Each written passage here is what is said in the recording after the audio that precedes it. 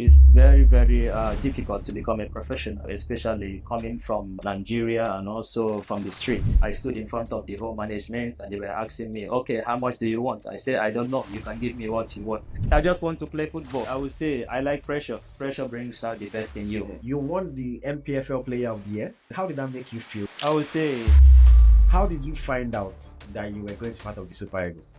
I was sleeping at home. I received a call from our GM and he said, you need to be in Abuja today. You have been invited to the national team. Nigerian fans are more vocal. They say like some dirty words direct to you, direct to your face. And at the point that they even want to beat you. This boy, Mono, you go carry woman. They wake up and I refused to go to second division because I was like, you be big player now. How you go second division? Why did you decide to now go to Asia? The numbers was what made the difference. I was asking, do they play football in South Korea? Yes, they play football in South Korea. I said, okay, then let's go. I had to stay off football for 3 months. It was really a terrible injury because I couldn't walk. Would you ever go back and play in the NPFL? Um,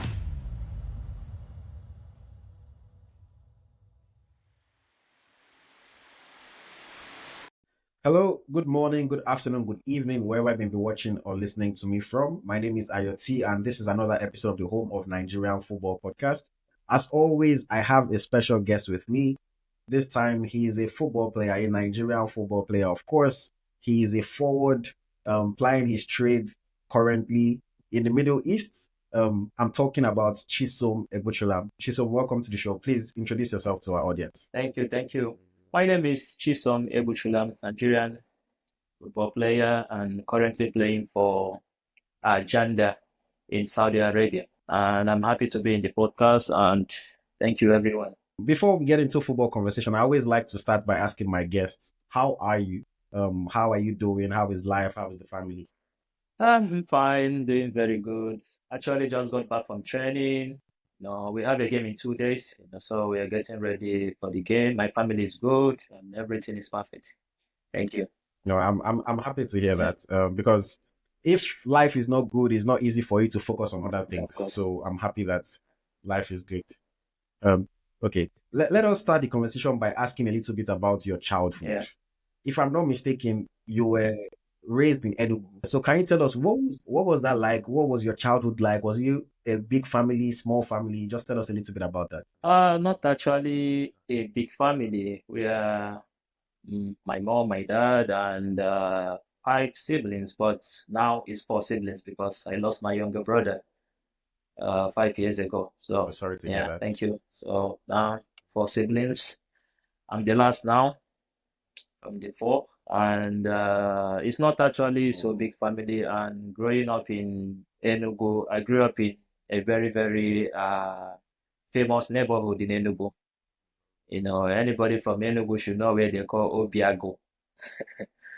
It's a famous neighborhood in Enugu. So I grew up in Obiago, and Obiago is like the heart of Enugu.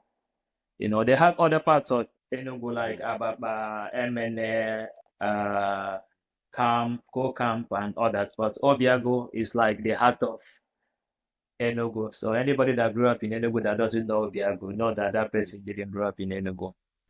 Okay.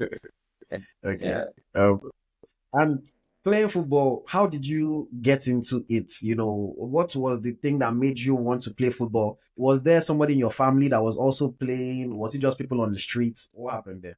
Actually, nobody in my family played football. It was just growing up as a kid and having this passion of football, actually from the street. Because in my area in Obiago, we used to play in the street, every evening when you come back from school, you play with friends and all this kind of football and also street football. And there is a place in Obiago we call Apia 9. Also, there is a league there.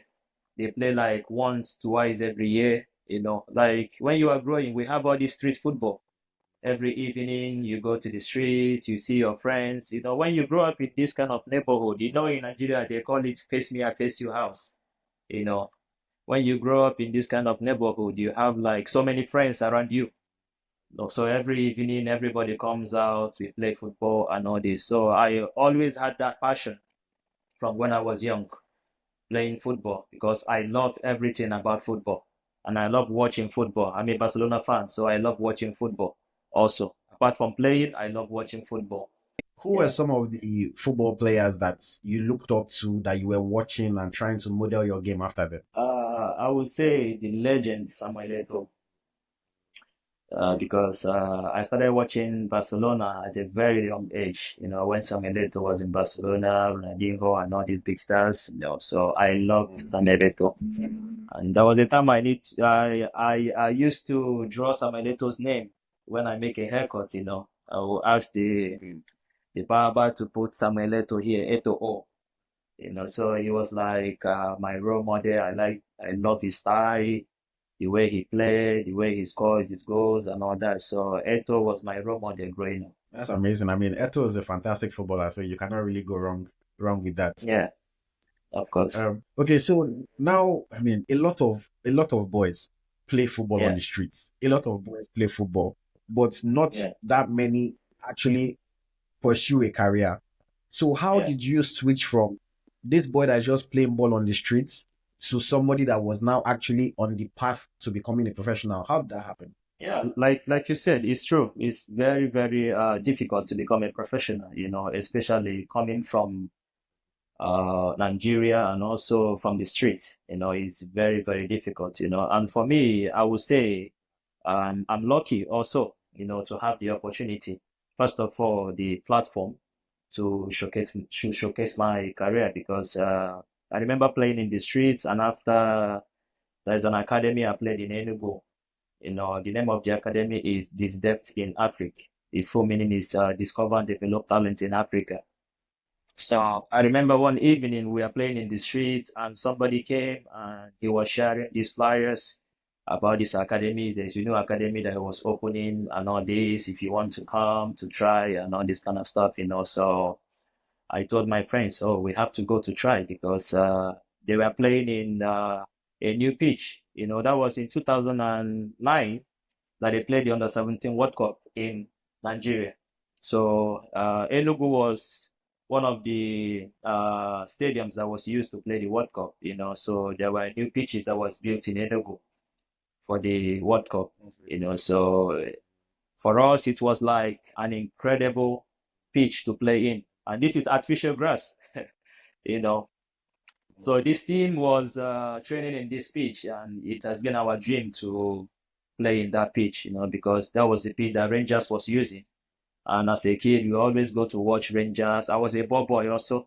We always go to watch Rangers train, and we are looking up to, wow, look at these players, these big players when they come out to train. So it was like an inspiration to me also watching Rangers train. So when we heard about this academy, so I went with my friends and we started the tryout. There was a lot of players, and at the end, I was one of the players that was picked.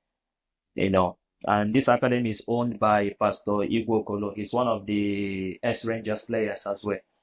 He played for Rangers in the 90s, early 2000s. So he opened this academy in Enugu.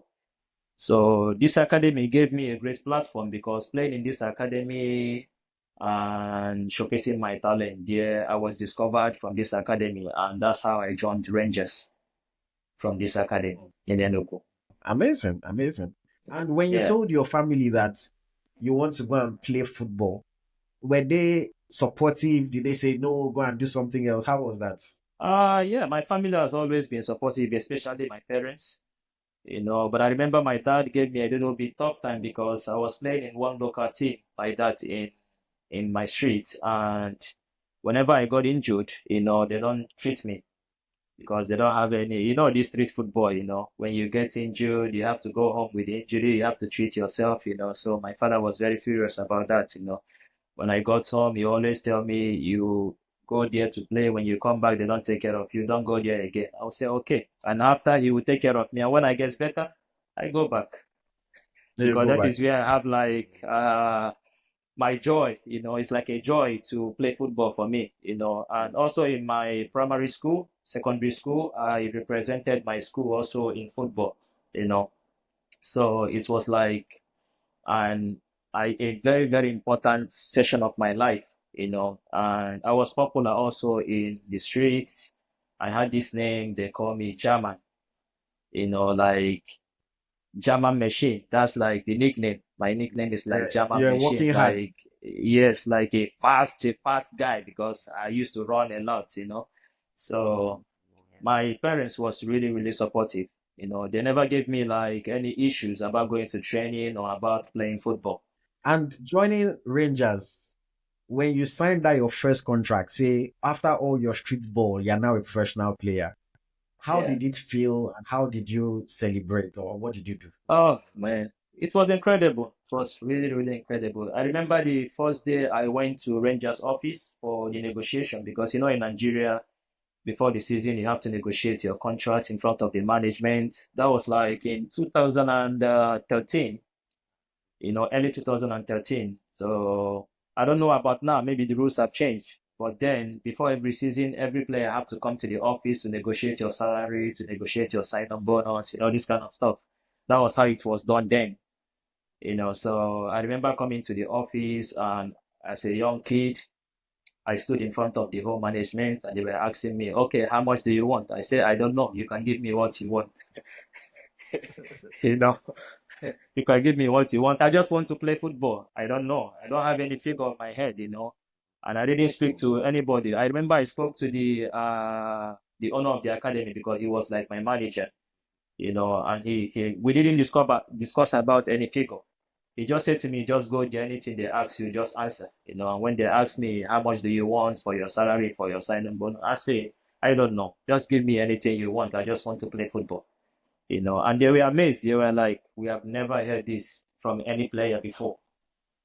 Yeah. And after they told me the figure, because of this, you said we are going to make you one of the best earners in the club. I Wow. was like, wow, that's crazy. And after the interview with the management, bro, I was so happy when I got home. I told my parents, I told my friends. I was really, really excited because I needed that opportunity. As a kid, I needed that opportunity. So I didn't care about the money. I didn't care if they paid me a little. I just want to play football. So it was really, really an amazing, amazing moment for me joining Rangers. No, incredible, incredible. And I mean, Rangers is a team with a lot of history, Yeah, successful team, won trophies. So how did it feel, playing under that kind of pressure? Because the fans are expecting, good results every week. How did you feel playing under yeah. that kind of pressure, Irene? For me, I would say I like pressure, because pressure brings out the best in you. Mm. You understand? And signing for Rangers as a young kid, I had to play with the biggest names in Nigerian football as at then. Likes of Ejike Uzenyi, Sunday Mba, Chigozie Agbim, many big names as 2013. So as a kid, I was looking up to these people, watching them play football, watching Sunday Mba win the Nations Cup with the Super Eagles also. So it was really, really, really an amazing experience for me. I'm playing under Rangers and playing under pressure. For me, I didn't even care about the pressure, because I have learned one thing about football. You have to just go out there, don't listen to the pressure, don't listen to the crowd, just do what you do best on the pitch. And you see the fans will love you, the fans will chant your name. Whenever you get to the pitch, you just have to close your ears to the noise from the outside, and just enjoy what you do. So this has been like one thing I always do. Whenever I get to the pitch, I always want to just close my ears from the outside of the pitch and just focus on the pitch to do my stuff. So that also helped me to contain the pressure from the outside. And your first season, how would you, say that you performed in that first season? My first season was tough. Like it was tough because it's my first season playing, and also I played in the continent also in CAF Champions League my first season in 2013. I remember we traveling to Burundi to play against a Burundian team. I remember we traveling to Angola, traveling to Tunisia to play against Swaziland. So it was really, really a tough experience, but it was what helped me also because playing in the continent is different from playing in the local league. So Yeah. for me, it helped also shape my career, because having that experience in your first season to play, it's like playing in the Champions League in Europe in your first season. So he helped me also to build my career, to build my journey towards football. And also for me, I would say it's tough. It's tough. It wasn't easy, but at the end, it helped to shape my career. And I Yeah. mean, of course, in 2016, you won the league with the Rangers. You Yeah. scored 16 goals, if I'm not mistaken, in that season. So what was it that did something change, for you personally? Did something change within the club, or was it just one of those great years, that just happened? I think a lot changed. I think a lot changed. First of all, with the group, with the group of players we had in that 2016, we are more like a family. We helped each other. We worked for each other. So I think from starting from the coach, Imama Amakapabo. Now he's with Abia Warriors. Starting from the coach, starting from the players that were recruited for the new season. Then in Nigerian league, they always do like every season they have to do trials to recruit new players. It's different from abroad. I think now it's starting to change in Nigeria. In our own time, every season you must do trials. Whether you are old player or new player, you have to do trials for the new season. You have to show the coach, okay, I want to play for the club. So I would say the players that was recruited for this 2016 season, we are like one family. We work for each other, and he helped us a lot, because every game we want to win. Every game we want to win. And also, when we started getting that spotlight, seeing our game being televised in DSTV, everybody in Nigeria watching, so everybody wants to give their best in every game, you know. So I think the most important thing that helped us is the group, the players we had, because we worked tirelessly for each other to achieve that success that we achieved in that 2016. And I was looking online and I saw that this you won the NPFL Player of the Year. Was this in that 2016 season, or was it a different season? 2016 season, 2016. So how did that make you feel, to be the best player in the league? Well, I would say I didn't believe it, like when the news came that you are the best player, and I was like, really? How possible? Because I think there were players that were better than me, I would say. But I know I always gave my best on the pitch and scored goals, 16 goals, 8 assists, this kind of stuff. But I would say it's because of the success of the team that contributed to this.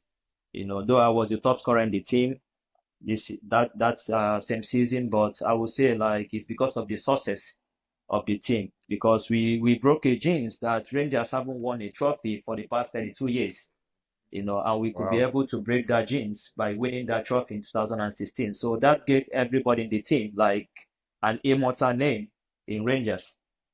So I would say that also helped me to win the best player in the country in 2016. But I was really, really, really, really happy, when the news came. I have to travel to Lagos on my own because normally I travel with club, but for the first time I have to travel on my own to go to receive an award, so it was really, really an amazing moment for me, so I would say, and I would give the accolades to my team because they are the one that helped me also to achieve that feat. In that same 2016, you were called up to the Super Eagles by Coach Gernot Rohr. How did you find out that you were going to be part of the Super Eagles? I remember we played this game. It was the last game of the season against Academy Warriors in Enugu. We won the trophy after this game, and the national team coach came to watch this game, Gernot Rohr, and nobody was aware that the national team was there. It was like a surprise. And I remember this game, we won 4-0, and it was a filled-up stadium. Up to 30,000 fans came to watch the game because it was the day we are going to win the trophy. And I scored 3 goals in this game. We won 4-0, and I scored 3 goals. So the following morning, I was sleeping at home, beside my brother, and I received a call from our GM.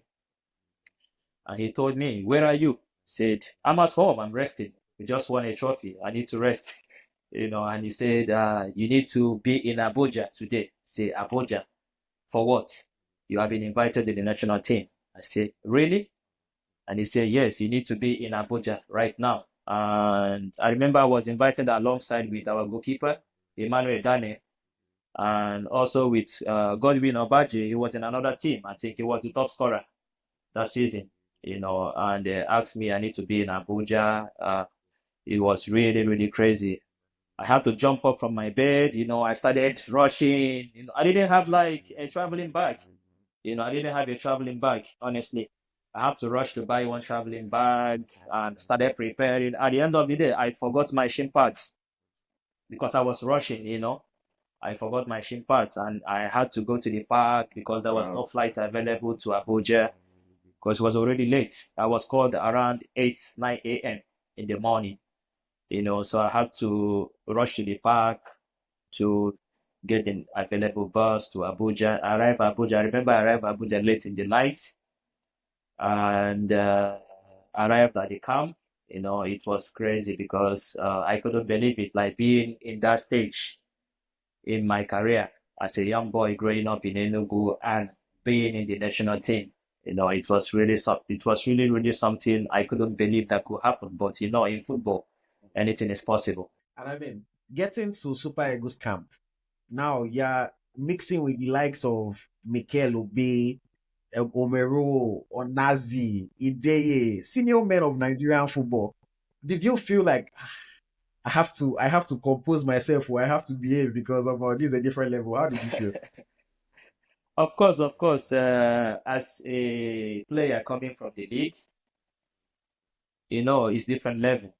When you are coming from the local league, I'm going to the national team to mix up with these big, big, big, big names in football that we watch on TV. For us, we have to form our own group. We had like 4 Nigerian league players that was invited. So we had to form our own group because we believe that this is our level. You understand? That we are not in the same level with these guys. Though we are in the same national team together, but there's levels to things. So we believe that okay, we are not level with these guys. But I remember Kenneth Omero, he tried to bring me closer. You understand? Though I didn't know him before, but I knew his brother, Lucky Omero. So Lucky spoke to him about me and say, "Hey, this is my friend. Try to bring him closer. Try to encourage him and this kind of stuff." So I remember him trying to bring me closer to encourage me, and also a city. This guy, a city that played Anderson in Genk. City. Yeah, Anderson a city. Also, he was so friendly. Also with me, we spoke a lot about his career. He told me about his career, and there was like people that was more friendly. Musa, Mikel Obi also tried to bring us closer as well. Try to tell us, don't feel shy. If you have anything, tell us. If you have any problem, just talk to me. So they were really, really encouraging for us because we were a bit shy, when you come in this kind of place with these big, big players, you feel like, oh, I'm not in their level. I should just respect myself and stay on my own. You understand? But they try to help us a lot to tell us, oh, we are here for business. We are not here to feel shy. You are here to play for your country. And we are one. Even if you are big, you are small, we are one. As far as we are in this place, everybody's one. Amazing. And shout out to those players that helped you to, feel better in the team. But let me ask you, when you look at the Super Eagles national team in general, even till today, we see maybe two, three home-based players get called up.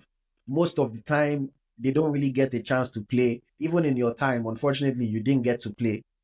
Do you think that maybe home-based players don't always get a fair chance? Or do you think, it's just hard because of the level for them to actually play? How do you feel about that?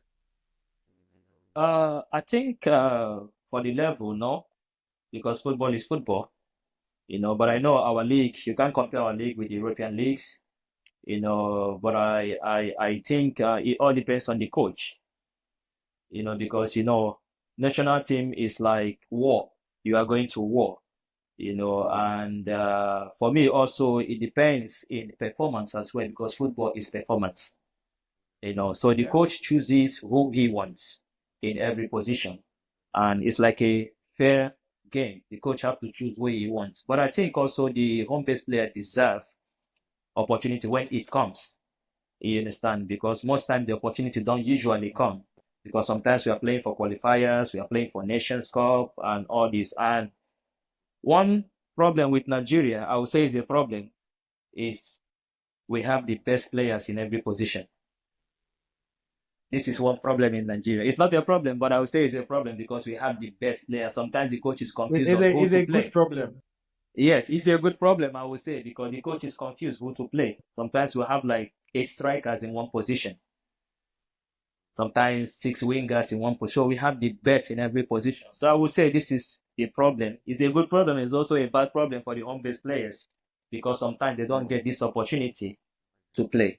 But I would say with the last Nations Cup that we won, with the likes of Sondemba or Guabona that had the opportunity to play, and they showcased And they themselves were and they helped the important. team.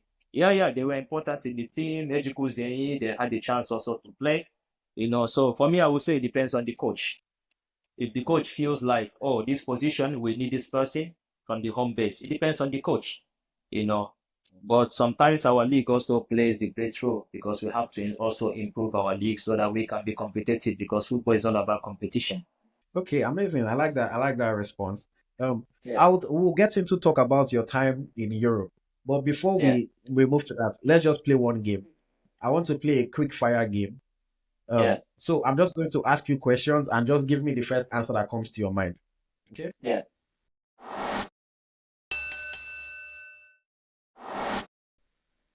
Okay. First one, who is your favorite Nigerian player of all time? Kano, Okay. Who is your favorite Nigerian player that is still playing today? Osimhen, Okay. Who is your favorite coach of all time?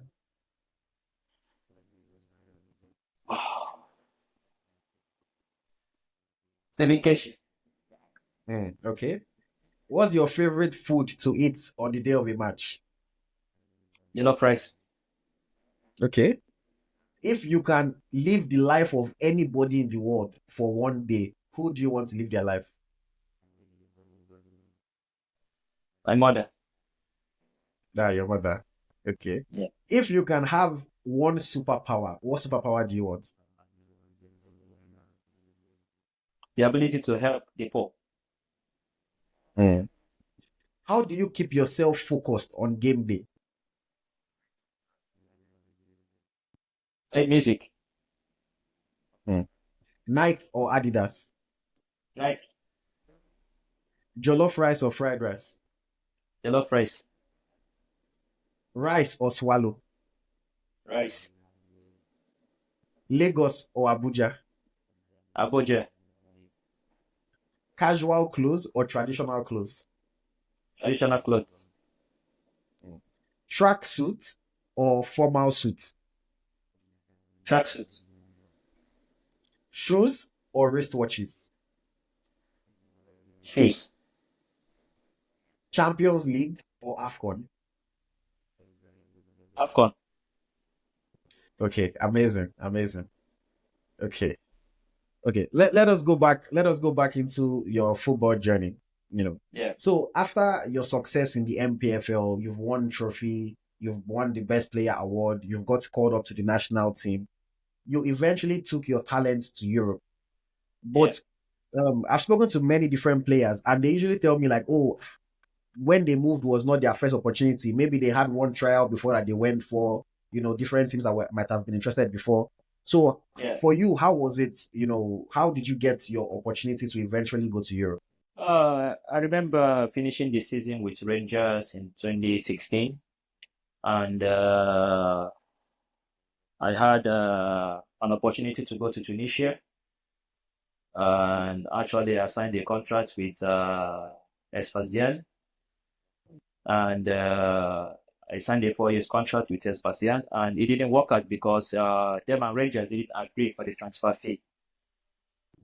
So at the end they have to pull off from the deal. I came back to Nigeria, and after I got another offer from Sweden, BK Hacking, and it's actually worked out this time, and I traveled to Sweden. So it was really, really a difficult experience because I went in January, that was in winter.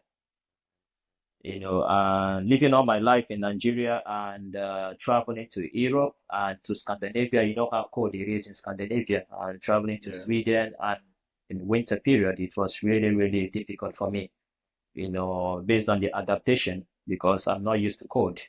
As an African guy, as a Nigerian guy coming out from this hot, hot Niger weather, and going over to -3, -5, -6, and playing on the cold, so it was really, really a tough experience for me. And from a football point of view, was the Yeah. football a huge change for you, or was it easy for you to adapt to the style of football? For me, being the best player in Nigeria, that was an expectation already, uh, from me. And moving to Sweden, it wasn't that easy, but I was able to adapt faster. I was able to adapt faster towards the during the winter period, and but I didn't have like much opportunity. I didn't have like much opportunity because already when I arrived, they already have two strikers in the team, and I was like the third option in the team. And in Europe, the first striker have to play, and second striker have to play also before the third striker play. But when I arrived, maybe after 1 month, the first striker got injured. He had an ACL injury. So I had the opportunity to play a few games. I think I played 10 games, and one cup game, I think, yes. And at a point, I wasn't having like so much playing time. I had to play with the under 23 team because in Europe, if you don't play with the first team, you have to play with the under 23 team the next day. So I had like more games with the under 23 team also when I don't have the opportunity to play with the first team, but I think I had some opportunity with the first team also, but it was really, really difficult to be able to break into the team. And I saw that you eventually, scored your first goal for the team. If I'm not mistaken, I think this was in August of 2017, Yes, and you scored a hat trick in that game. yes, yes, a hat trick. It was a So, cup game. yes, in the cup. Yeah. So, how did it feel, to finally, be able to score and then score three at once? How did that feel? It was a very, very incredible moment. I remember my teammates, celebrating me after the game, trying to beat me and all this kind of stuff, because I went 10 games in the league without scoring. I made some assists, but I went 10 games without scoring. But in the cup game, I scored 3 goals. So it was like a big, big relief for me, scoring 3 goals at once. And I think this is the only 3 goals I scored in the senior team. But in the under 23 team, I scored up to 8 to 9 goals for the under Yeah. 23 team because they were also playing their own league. I remember coming as the senior player to play against them, to play with them on their own league, So, but scoring their 3 goals was really, really important for me and was a big relief for my career because it helped me also to push for more. When you had like 10 games without scoring, and after you score 3 goals at once, it's like it gives you a big, big relief. And I mean, after that, you then took your talents to Falkenbergs Yeah. in the same country, but Falkenbergs were playing in the second division. So was that something that you intentionally wanted to do, or was it because you were not getting opportunities at BK Hacken that made you go to Falkenbergs? I would say both.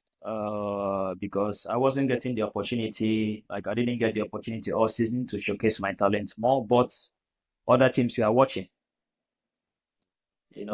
Towards the end of the season, I got so many offers, but I refused to go to second division because I was like, you're a big player now. How you go second Mm. division? That kind of thought, you're a big player, you cannot go to second division. But at the same time, I was like, going back to Nigeria, and already I played in Europe for one season. So going back to Nigeria, I think I don't want that. I want to continue in Europe at least to build my career more and to showcase myself more. So it's one of the reasons that motivated me more to actually move to Falkenberg. And also I didn't have much opportunities, and there was not so much love that was looking for me at that moment. So Falkenberg was like the most serious club looking for me at that moment. I remember my friend Chato calling me and asking me if you are still free in the market. I said, yes, I'm still free. He said, okay, Falkenberg wants you. I said, okay, let's make the deal happen. That was how I moved to Falkenberg in the second division. And I mean, you got to Falkenbergs and you had a fine season with them. You scored 14 goals, made 4 assists. So, did you finally feel like, hey, I don't arrive for this Europe? How did that feel for you, Falkenberg? Yeah, of course, because in Falkenberg it was different. Actually, I arrived late in Falkenberg. They're already done with the preseason. And I arrived like 1 week to the season starting, and I just trained with the team for a week and we started the season. The first game I didn't play, I was on the bench. And the second game, I came into the game and scored 2 goals. So it was like, wow.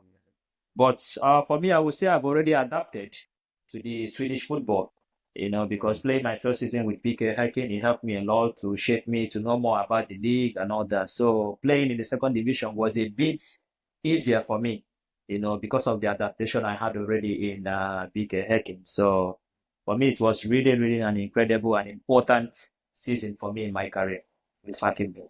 No, amazing, amazing. And then, I mean, the following year, you took your talents again to Asia. You joined Suwon FC in South Korea. So what prompted this decision? Because I mean, you know that in Nigeria now, players always dream of going to Europe, and now you're in Europe. So why did you decide to now go to Asia? I would say after the season in Falkenberg, sorry to say, after the season in Falkenberg, I remember I had so many offers in Europe, in Sweden, in Denmark, in Finland. I had so many offers in Europe, but when the offer came from Suwon in South Korea, it was just the numbers. The numbers was what made the difference. You understand? Because then I remember I was already 27 years and everybody was saying, you have more time to play in Europe. You have to stay in Europe. You have to stay. I said, okay, let me go to Asia first. After we come back to Europe, you know. And when I looked at the numbers, I spoke with my family, my mother, my father, my siblings, and they said, okay, you have to go to Asia.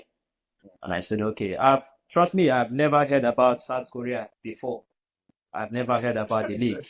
I remember when the deal came, I was asking, do they play football in South Korea? And they said, yes, they play football in South Korea. I said, okay, then let's go. So the numbers was one of the main reasons that made the difference. When I saw the numbers in the contract, I was like, oh my God, I'm going here. I must go here.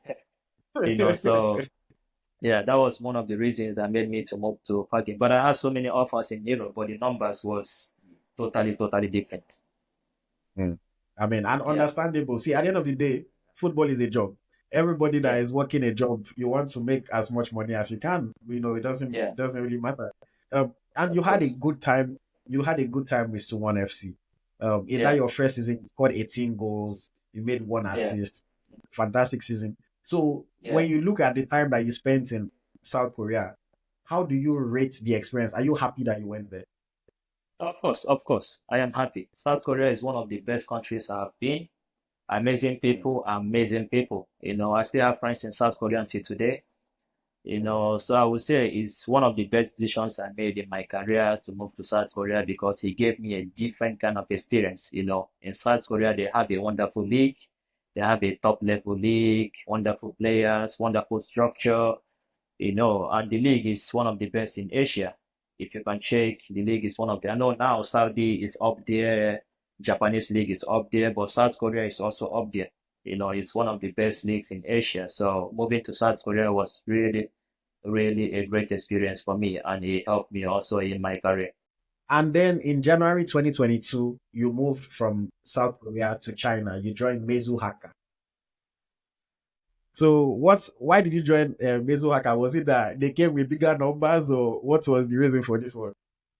Yeah, of course. I remember in South Korea, like the players playing, in China, as back as 2017, 18, 19, 20. Everybody wanted to go to China. Why? Because of the numbers. It's like not everybody wants to come to Saudi because of the numbers. Yeah. Because when you hear Cristiano earning crazy numbers, when you hear Benzema earning, everybody wants to come to Saudi. Everybody's looking for that opportunity. I remember Victor Boniface when they were hustling for him to come to Saudi, and the people from Nigeria were checking the numbers on their phone. Wow, he's going to earn billions and billions and billions, so it's all about the numbers.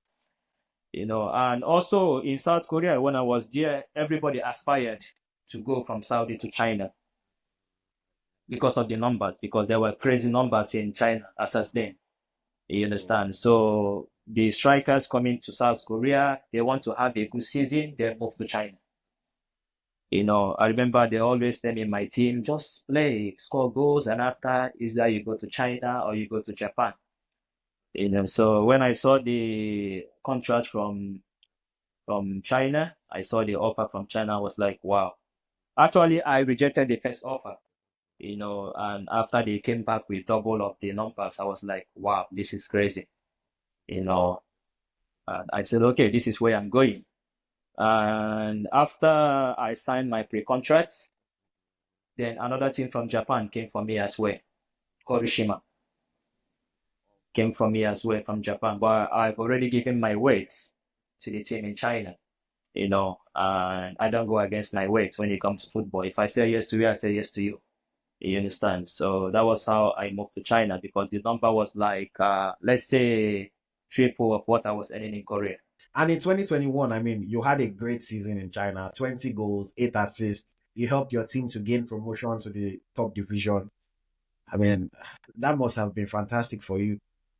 Yeah, of course, of course, of course. Actually, 2020 was really tough because of COVID. I was in China. It was really tough because of COVID. We have to stay like 8 months without playing football. We are just training and training and training because of the pandemic. Everywhere was shut down and all that. So actually, we played the league in 2020, but it was like only 15 games. We played like in a bubble.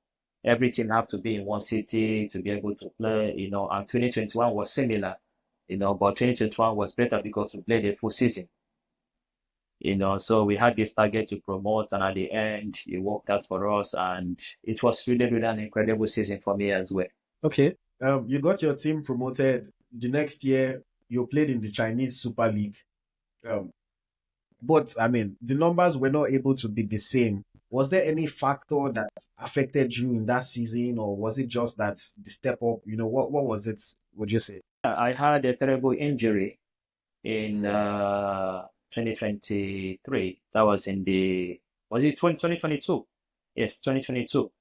I had a terrible injury. I had a knee injury. That was the second game of the season. I had a Oh, knee wow. injury. So, yes, I was out for almost 3 months. So I missed so many games. So coming back from this injury, because it's like a ligament injury in my knee, and I wasn't operated though, so it wasn't like something for operation, but I had to stay off football for 3 months. It was really a terrible injury because I couldn't walk. I have to stay in the bed for almost a month. I couldn't walk. And after I started to learn how to walk again, started to learn how to run again, started to learn how to pass ball again, so it was really, really difficult because I've never had such injury in my career. So after I came back, I think I missed about 10 games, in this season, and came back from injury. It was really difficult for me to adapt because the pace of the team is already there. So coming back from the injury to come back to the team, so it was really, really difficult for me. So injury made me, I couldn't compete with others, in the Chinese Super League in that season.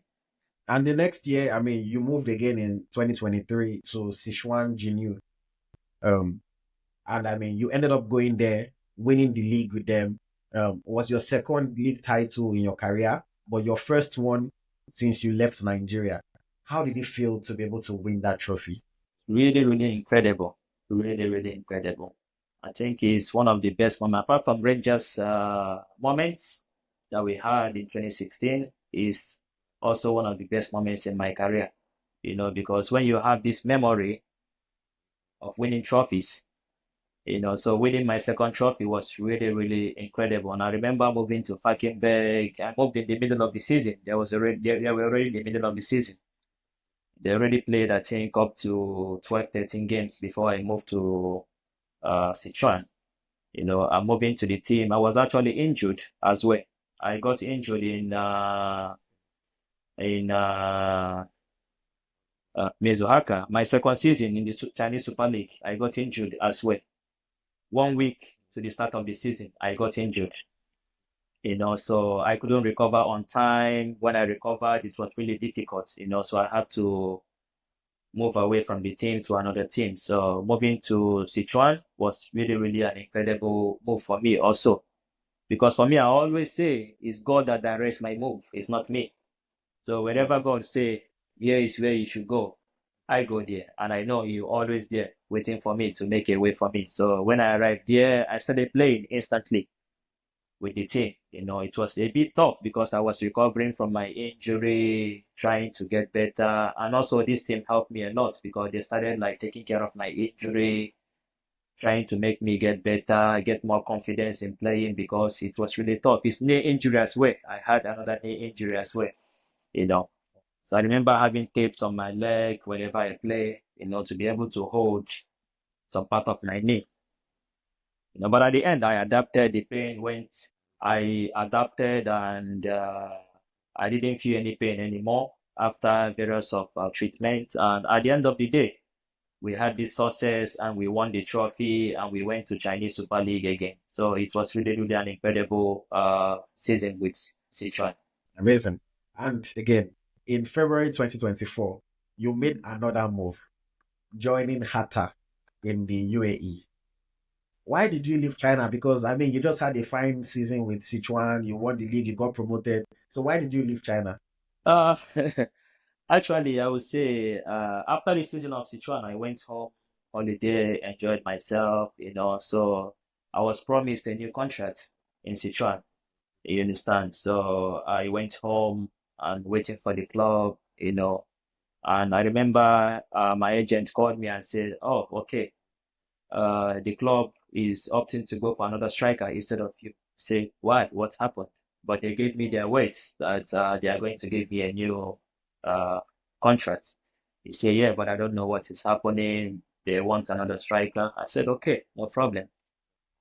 So I started looking for offers. I told my agent, now we don't have to wait for them. We have to look for other options and all this kind of stuff. So I started looking for options, and we had this offer from Hatta in UAE.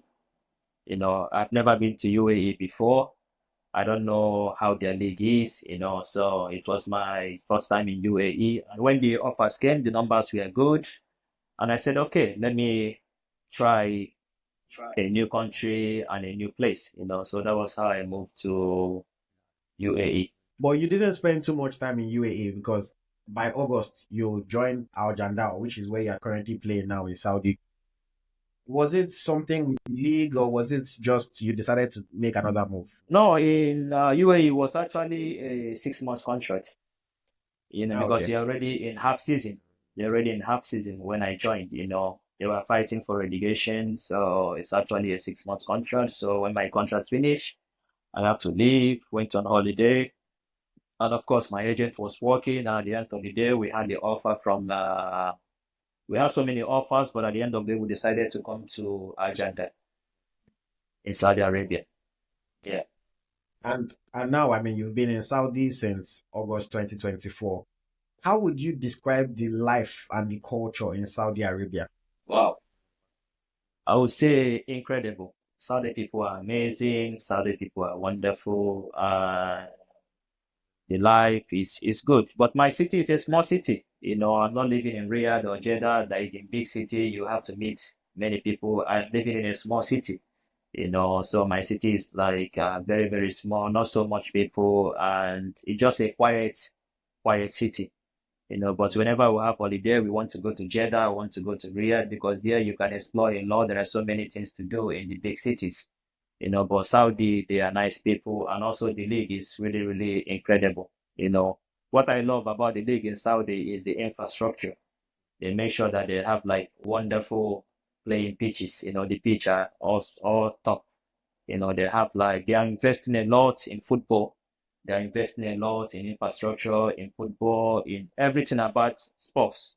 They are investing a lot. So I would say Saudi is incredible. I mean, and now looking at your career, you are a well-traveled man. You've played in several countries, different continents. How many languages do you speak like this? Ha. For languages, honestly, I wasn't interested in learning any language. I wasn't really interested in it because my contrast was always short.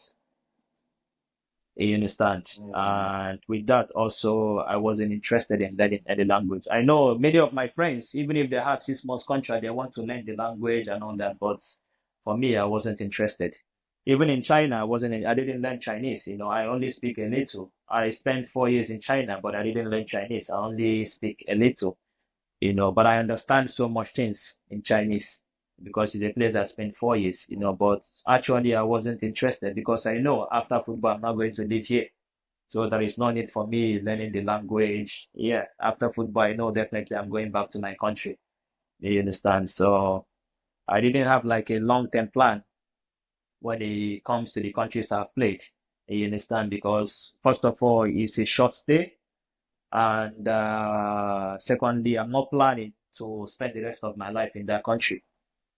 So I wasn't really interested in learning any language. So I only speak Nigerian language. okay, okay. Yeah. Let's play another game.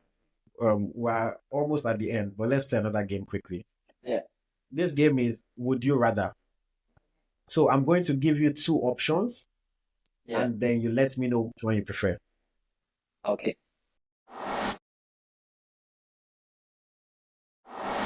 First one, would you rather play left wing or striker? Striker. Okay. Would you rather wear number 9 or number 11? Number 11. Oh, okay. Would you rather score a goal from 30 yards or dribble four players and then you score? Dribble 4 players and score. Okay. Would you rather score the winning goal of a tournament or you are the highest goal scorer of the tournament? Score the winning goal. Okay. Would you rather be the best player for the worst team in the league or the worst player for the best team in the league? The worst player Or the best for team. the best team. Yes. Would you rather you score last minute and you win the game 1-0, or you score first minute and your team wins 4-0? Scoring first minute. Okay. Would you rather play against your childhood idol or you play on the same team with them? Play the same team with them. Okay. Would you rather you score in every home game of the season or you score every away game of the season? Every home game of the season. If your team is always coming second, every season you come second, and then the team that is always winning, they want to sign you, will you join that team or will you stay on your team and try to compete? I will join that team. Okay.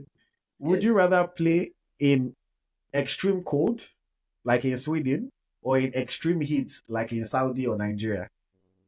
Mm. Extreme heat. Heat. Okay. Yeah. Would you rather you start every game of the season, but you know that 60th minute, your coach always sub you off, or you don't start at all, but your coach always bring you to finish the game? Start the game. Okay. Would you rather you go a whole season, you don't score any goal throughout the season, but your team always wins, or whenever you score, your team will lose? Wow. Uh, for me, the team comes first. I would say don't score Okay. all season. Okay. And then Yeah. final one, Messi or Ronaldo? Messi. Messi. Yeah, Barcelona fan. Okay, so you like, Of you course. like Messi. Okay. So we've spoken about your football journey all the way from Nigeria to Europe to Asia. Still in Asia, but you're in the Middle East now. Let's now talk about some life lessons and advice. You know, traveling and playing football across the world. What would you say is the biggest lesson that football has taught you? For me, is learning different cultures, because I love traveling and being able and being fortunate to play in so many countries, which I appreciate a lot. I would say is learning different cultures, because in Sweden, in Korea, in China, in UAE, there are different cultures, different traditions, so it's an interesting thing for me, coming out of Nigeria with a different culture, different mindset, and going to other countries with a different ideology as well. So I would say this is like the biggest factor of my career, because also meeting different people from different countries as well. Meeting different people from different countries, knowing their culture, knowing their tradition, and it's something that we live with forever, because I always tell people, oh, when you go to Korea, look at how they do, look at how they behave, look at their culture, look at their tradition, so it's something important. How would you describe the fans? Nigerian fans versus fans in Sweden versus fans in Korea, China, UAE, Saudi. What's the difference between all these fans? I think the more difference is that Nigerian fans are more vocal. Nigerian people now, Nigerian fans are more vocal. They say like some dirty words direct to you, direct to your face. And and at a point that they even want to beat you. I remember when I was playing Rangers, maybe after one game, maybe we lost one game. And when you go out in the street tomorrow, maybe you're going to buy something on the street, and somebody see you and say, you, this boy, you. Tomorrow you go carry woman, they walk up and down. you know. So they are more vocal, you understand? Because they come direct to you. Sometimes they even want to beat you. So this is like the difference in Europe. Sometimes they are angry, they want to do some crazy things, but there are limits. You understand? There are limits.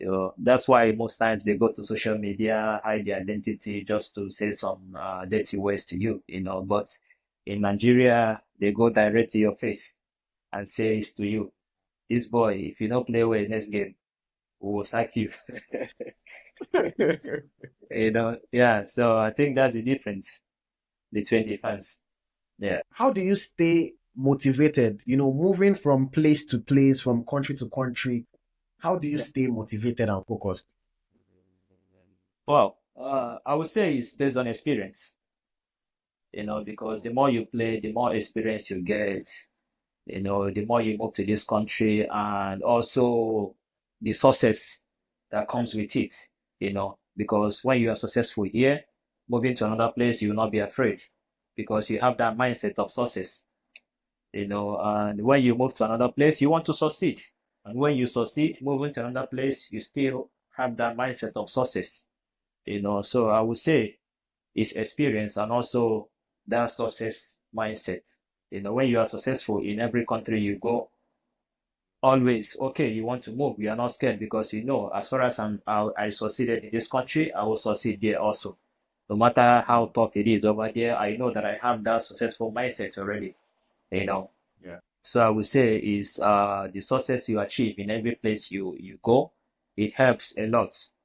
Because when you don't succeed in this place, you are scared to go to another place. Sometimes you are scared to go to another place because you might be thinking maybe I will have same experience I had here in another place, But when you have that successful mindset, and when you are also successful wherever you go, you won't be afraid of anything. You want to go all out, any country, any place, I'm going there to succeed.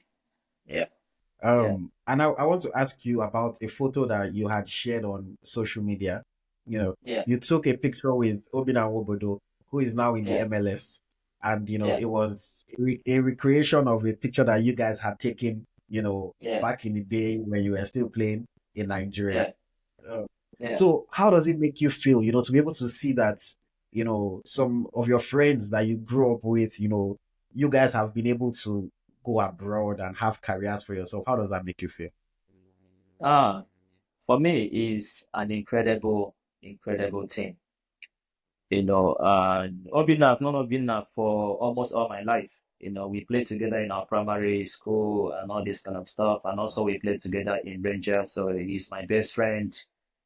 For me, I would say it's an inspiration for me and also for the ones that are growing up because seeing that, oh, Obina and Chisom is here and others will also aspire to be at that level.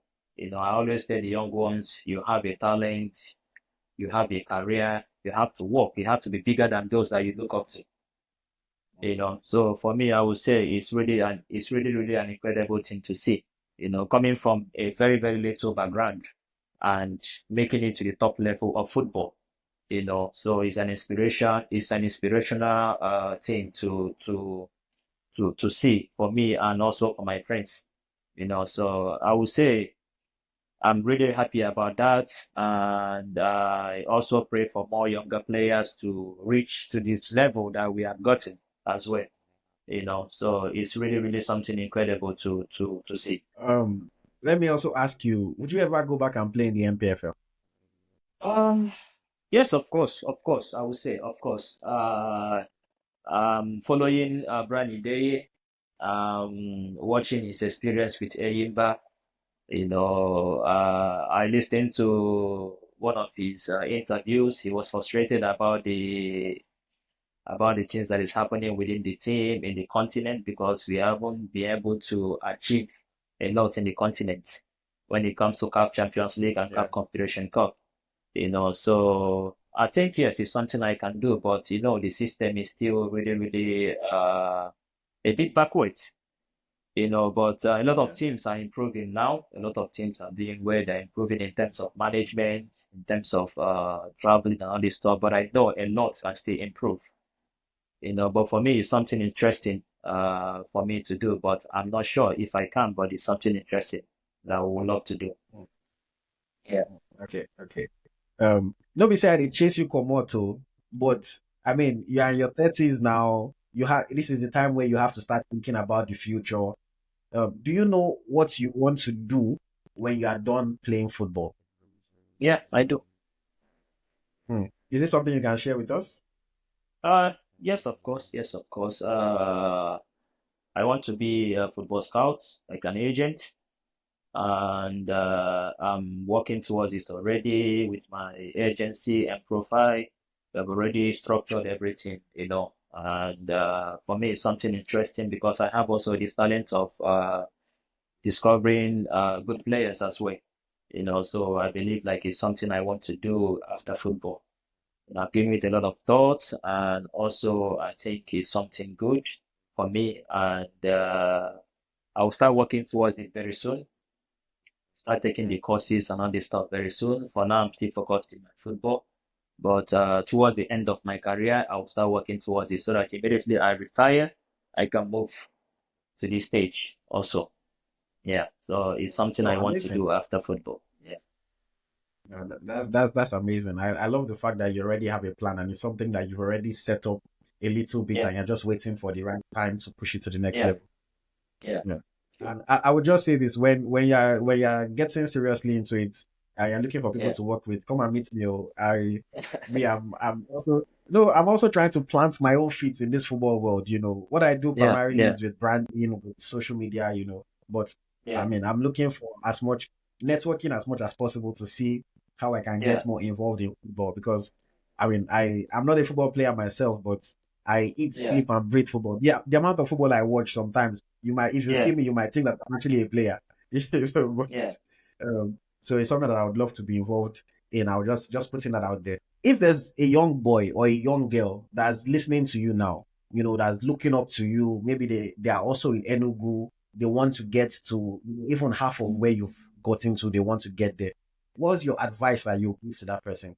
No, the most important thing is that out of let's say 30 players, maybe one or two is going to succeed. Out of 30 players coming out from Nigeria, maybe one or two is going to make it to the top. You understand? So my advice would be you have to keep trying because you don't know what tomorrow holds.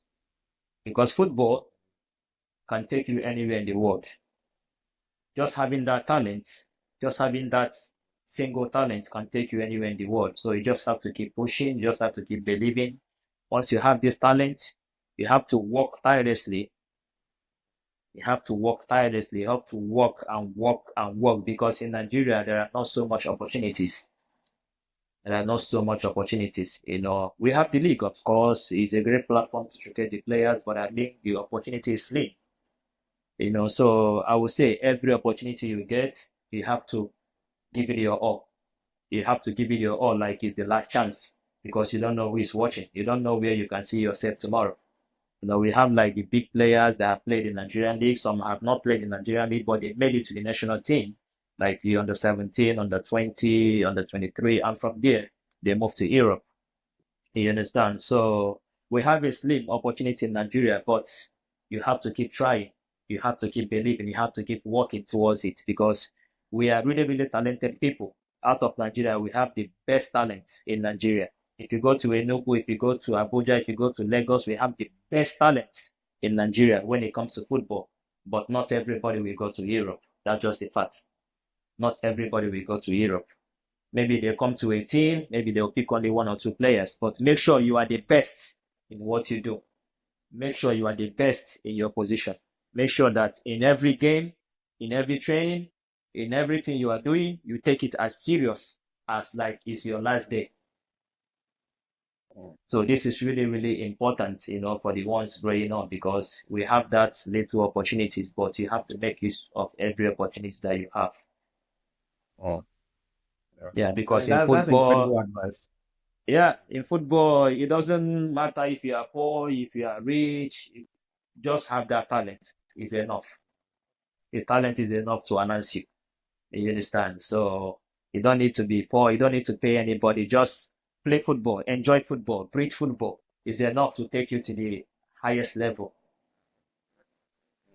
in the football world. Amazing, amazing. Yeah, Play every game like it's your last, every training like it's your last because you don't of know who's course, watching. of Yeah. course. Okay.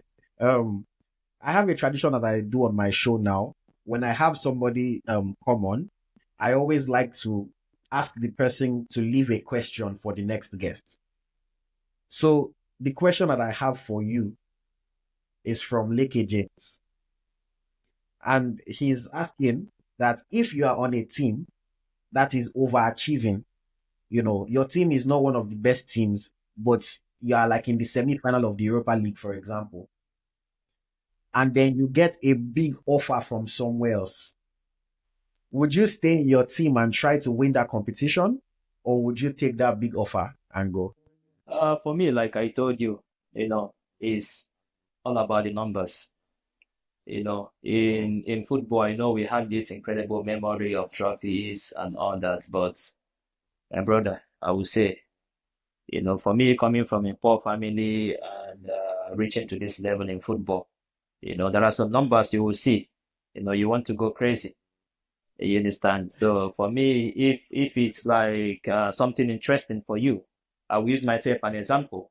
If it's something interesting and if the numbers are what I want and what I know that will settle me and my family for life, I will go for the numbers.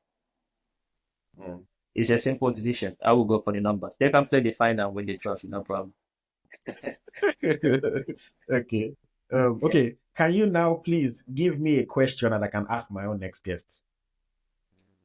Wow. Okay.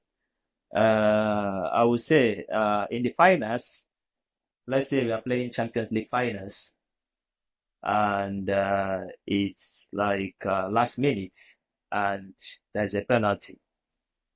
Will you have the courage to go and take the penalty or not? Hmm. Okay. That's a good question. Is the Yeah, person okay? Let me ask you: is the person the normal penalty taker, or they are not? you are not. Maybe let's say, okay, the first penalty taker did not play the game. You understand? Or Hmm. maybe the first penalty taker is in the game, but he doesn't have that confidence, to take the Hmm. penalty because you know what is at stake. If you miss, it's going to be crazy. If you score, it's going to be crazy as well. Maybe you don't have that confidence to play. And will you have that confidence as a striker to take up that challenge to go and play the penalty or not? Or will you be scared? Maybe if I miss or not? Yeah. Okay. That's a very good question. That's a very good Yeah. question. I have two more questions for you. So the first Okay. one is kind of like a favor that I always like to ask my guests. Yeah. So now that I've spoken to you, I've enjoyed talking to you and hearing your story. Hopefully you've enjoyed talking to me as well. Yeah. But can you please recommend me somebody that you think I should also talk to and hear their story? The only thing is that if you recommend the person for me, you would help me to talk to the person to get the person to come on. So who can you recommend for me? Uh, okay. I have so many friends. I have so many friends. I have so many friends. Okay. And If there's more than one that you can help me talk to, I don't mind though. mm, okay, okay. There is more than one, but I'll ask my friend Obin. I know he's almost the same time zone with you in Canada. Yeah. So I will talk to him and see if he will be chance for an interview. I will talk to him. All Yes, right. I will Thank you talk very to him. much. I appreciate that. Yeah. Okay. And then my final question for you is there anything that you're currently working on, anything that you're involved in that you'd like people to know? Yes, I would say the academy in Nigeria, in Enugu, the academy I played actually. I'm partnering with the academy.